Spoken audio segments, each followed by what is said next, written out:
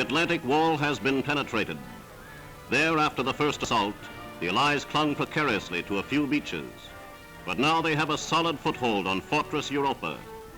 Men and material have poured onto the newly won beachheads with every favorable tide, and on some unfavorable ones. The Allied command has announced that the Battle of the Beaches is complete. The tremendous offensive was bitterly contested. The Nazis knew that each passing hour diminished their chances of throwing the Allies back into the sea. But the American, British, and Canadian troops pressed forward firmly onto the soil of France and made contact with the French people. This was no pushover, driving the Germans back. Some of our troops dropped within yards of the water's edge. There were two enemies, the Germans and the heavy seas.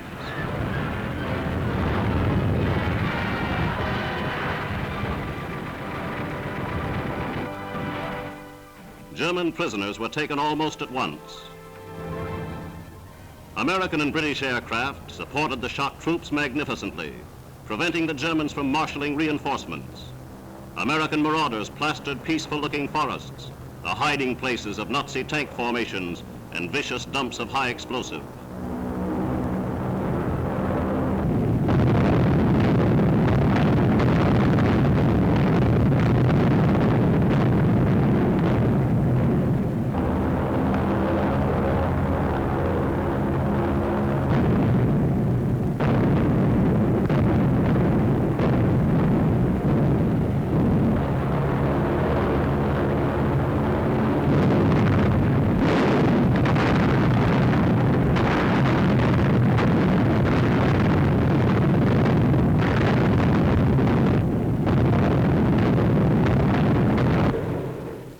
With beaches free of enemy fire, the Allies streamed heavy equipment ashore.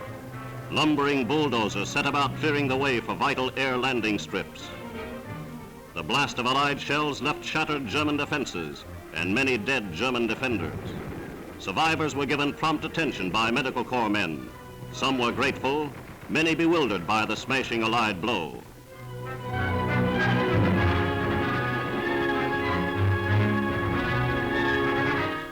Doughboys and Tommies pushed forward yard by yard into the villages and small towns.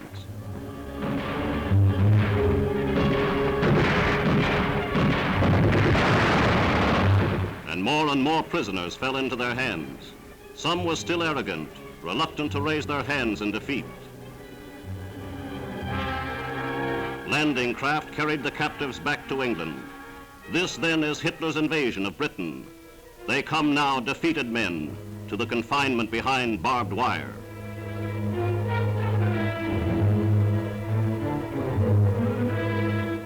The United Nations onslaught is smashing ahead on many fronts. Here in Rome, American General Clark, commanding the Allied victors, watched his men march into the city.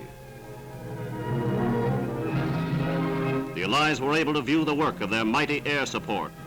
Some of these rail yards were bombed months ago, but repairs for the Germans were out of the question. And this is the same devastation now being wrought to Nazi transport throughout the whole of Europe.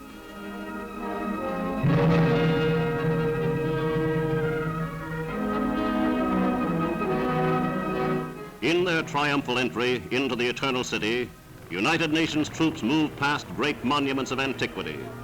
The long history of the ancient city has seen few more joyous events. The liberators were acclaimed with ecstatic fervor. Rome is the first great capital to be freed from the enemy.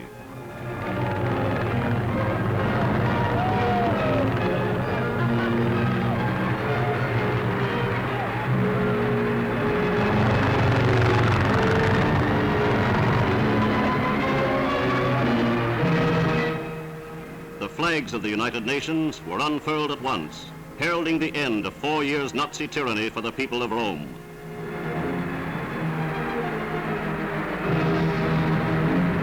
And here is the balcony of Piazza Venezia, where Mussolini once harangued his people. But suddenly there is excitement in the square. A bomb has been thrown into the former German headquarters. The Italian people discover that Quislings were hiding inside.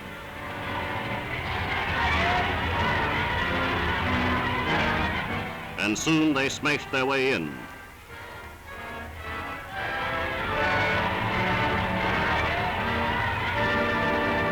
The traitors who collaborated with Germany find little forgiveness in the hearts of the people. As General Clark rode through the capital, American flags found their way into the hands of liberated Italians.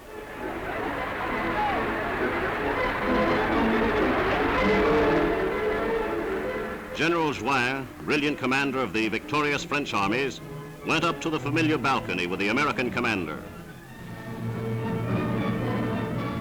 Then the drama shifted to St. Peter's. His Holiness the Pope was about to speak, and nearly 500,000 packed the historic square.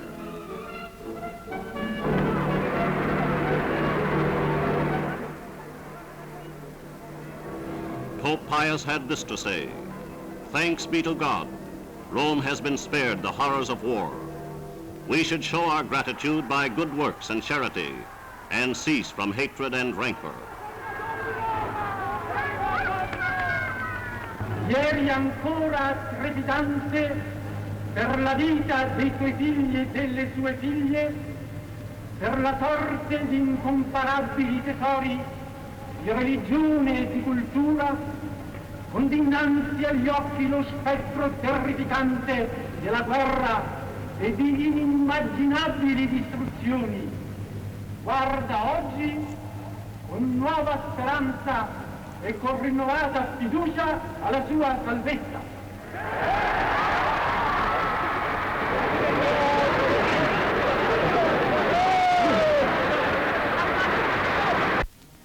Back in the English Channel, great convoys of troops and reinforcements continued to move toward the beaches of Normandy.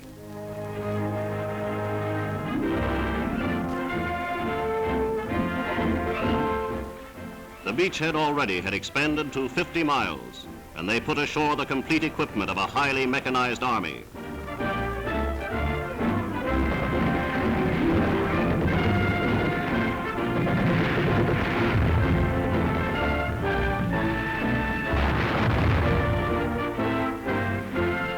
Pinpoint shooting put numbers of Nazi tanks out of action, and in the skies, bombers and fighters maintained cover for the ground forces below.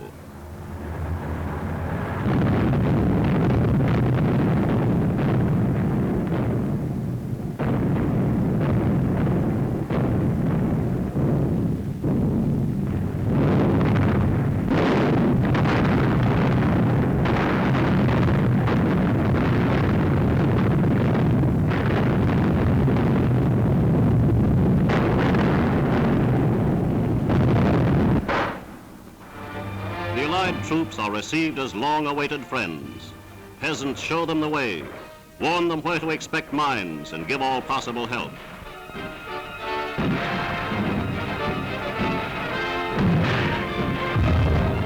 The Allies have found firm resistance and are prepared for even stronger contests.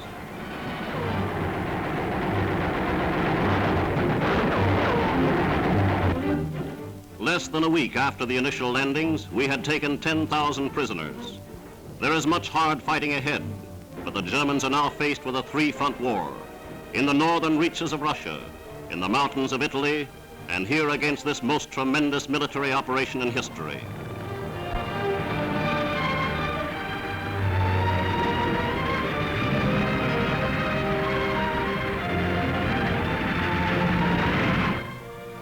Among those witnessing the beachhead operation was the Supreme Allied Commander, General Eisenhower. Here he meets with Admiral Ramsey, Chief of Naval Operations, and with Britain's great soldier, General Montgomery. The Supreme Commander is on hand to learn firsthand how the offensive is going.